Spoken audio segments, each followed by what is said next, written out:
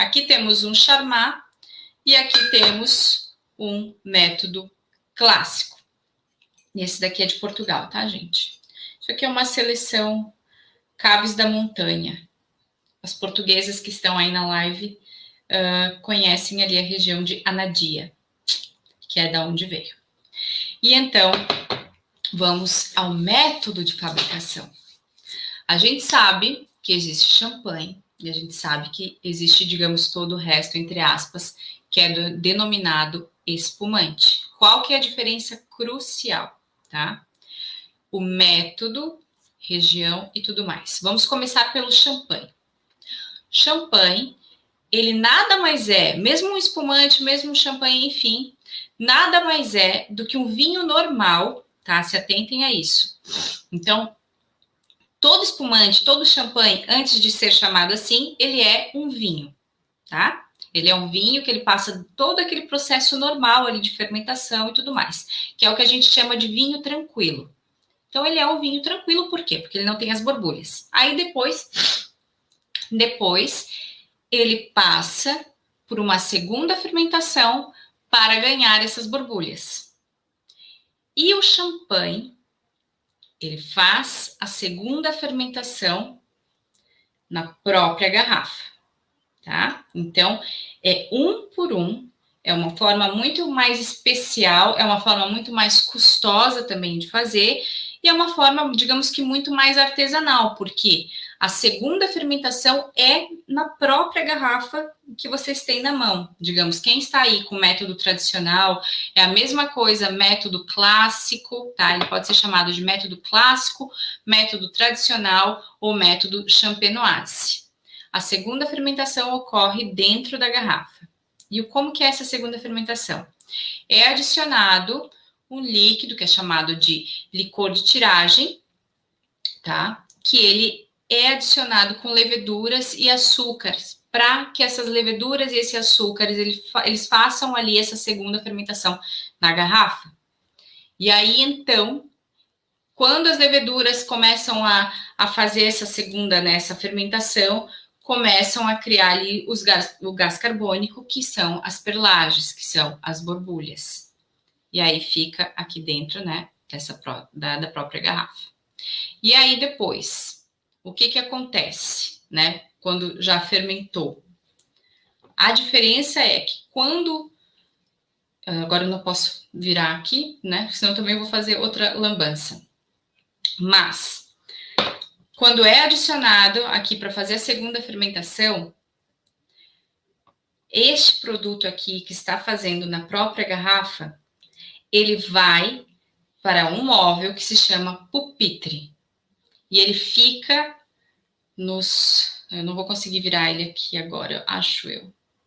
Talvez consiga. Já, ó. Ele fica... Gente, hoje eu tô ao máximo. Falam que grávida fica desastrada, né? Enfim, vocês viram que ele fica virado assim. Digamos, faz assim a garrafa, tá? E aí, o que acontece? Essas leveduras, quando elas vão fazendo essa segunda fermentação, elas vão indo para o gargalo, porque vai acontecendo a autólise dessas leveduras. E elas vão, digamos, à medida que elas vão morrendo, né, as leveduras vão morrendo ali, vai fazendo o processo de autólise, e ela fica assim depois nessa posição, digamos, dos 45 graus para baixo, que aí vai ficando ali essa concentração, né, das leveduras mortas no gargalo, tá? Lembrando que quando é feito isso, quando é feita já essa segunda fermentação, o espumante, champanhe, enfim, falando de champanhe, ele é fechado com essa tampinha, com uma tampinha como se fosse essas de cerveja mesmo, que a gente abre com aquela rosquinha, assim, com aquela coisinha, enfim. Ele fica com aquela tampa metálica.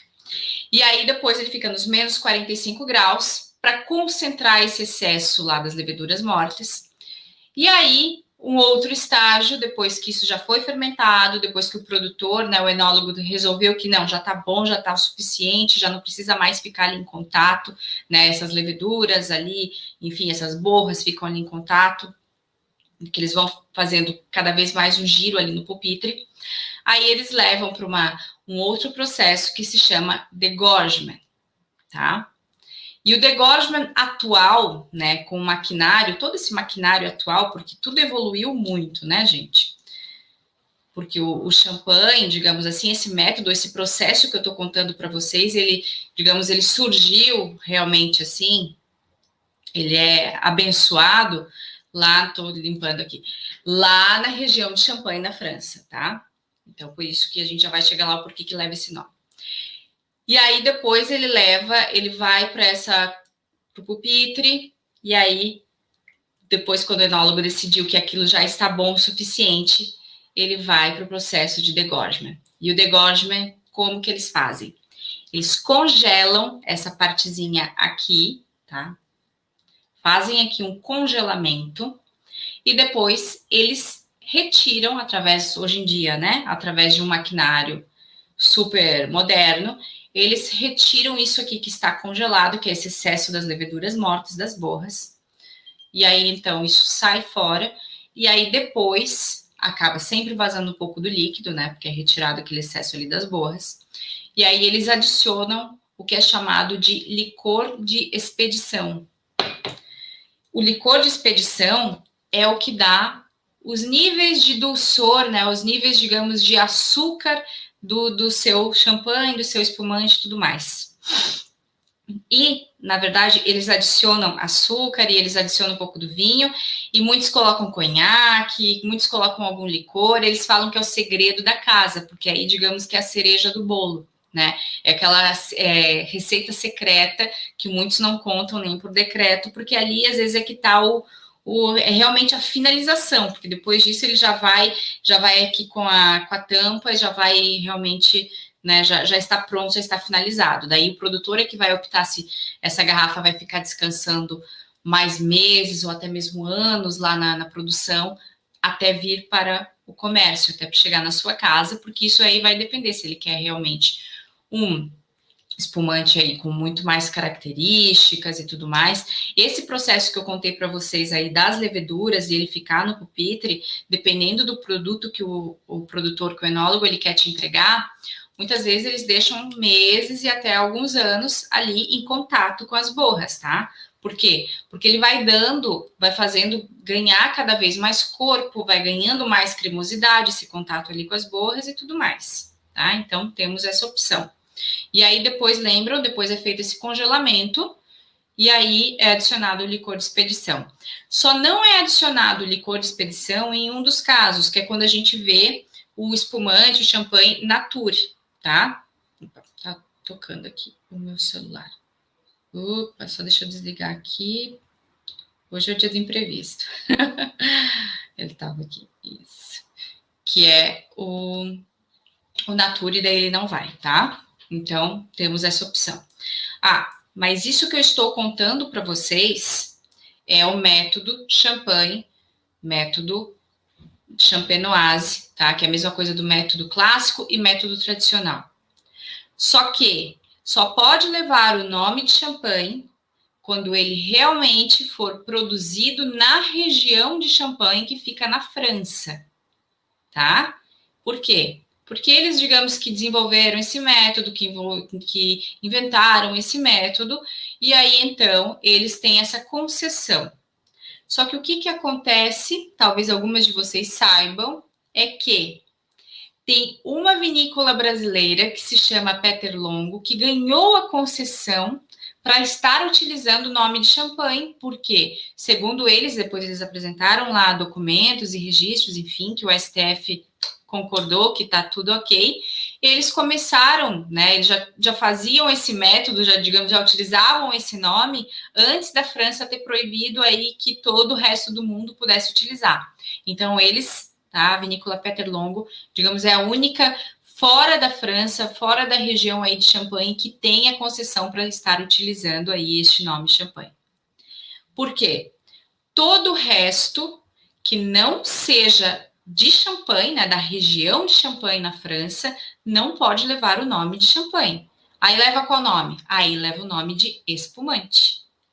Então, só que é feito exatamente nesse mesmo processo que eu estou contando para vocês. Só que daí não pode levar o nome, e esse é o grande diferencial, tá bem? E um outro diferencial, digamos, que a região ali de Champagne tem, que elas usam as 3 uvas clássicas aí no corte oficial, que é a Chardonnay, que nós vimos ontem, a Pinot Noir, que nós vimos no primeiro dia, e a Pinot Meunier, que também compõe aí, digamos, esse corte clássico, né? Que são essas 2 uvas tintas, a Pinot Noir e a Pinot Meunier, e a Chardonnay, que é uma uva branca, tá? Mas aí também tem champanhe que é produzido, por exemplo, Blanc de Blanc, que vocês também já podem ter ouvido falar, que aí é só feita com a Chardonnay, porque ele é um branco do branco, digamos assim, leva o nome Blanc de Blanc, é feito só com a Chardonnay, ou tem o Blanc de Noir, que daí ele pode ser feito só com a Pinot Meunier ou só com a Pinot Noir, tá bem? Só que o método é esse, que é o método da segunda fermentação na própria garrafa, aonde a gente ganha essa consistência que a gente consegue comprovar aqui na taça. A gente ganha sim mais qualidade, realmente mais cremosidade. Por quê? Porque se concentrou, toda essa segunda fermentação, ela se concentrou na própria garrafa. Então, ela está aqui, digamos, intacta, é 1 por 1, né? É realmente, digamos, uma produção artesanal que demanda mais custo e por isso que a gente, consequentemente, também paga um produto mais caro em relação a espumantes feitos pelo método Charmat.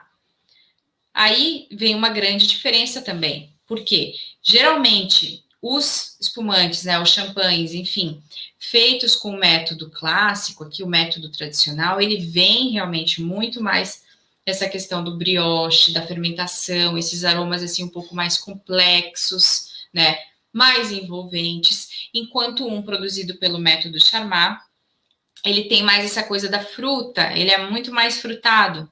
Então, ele é, digamos, um vinho mais corriqueiro, realmente, que é para a gente estar consumindo, até para beber ele um pouquinho mais jovem, até porque tem, quando é feito pelo método tradicional, tem alguns produtores que fazem champanhes, que fazem espumantes, enfim, safrados.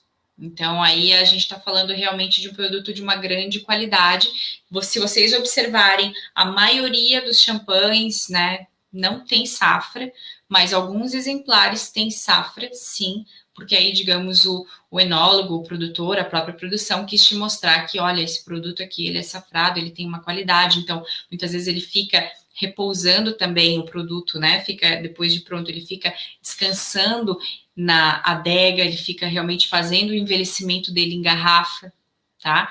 Por quê? Porque daí lá na adega ele fica nas condições ideais, que ele vai evoluindo, fazendo essa própria evolução na garrafa, para depois aí de um período que o enólogo decidir, aí ele já está livre para o comércio. Esses costumam ser os safrados. E aí, a diferença para o método Charmat, que é essa fermentação, digamos, a granel, porque ela não é feita na própria garrafa. Ela é feita onde, então?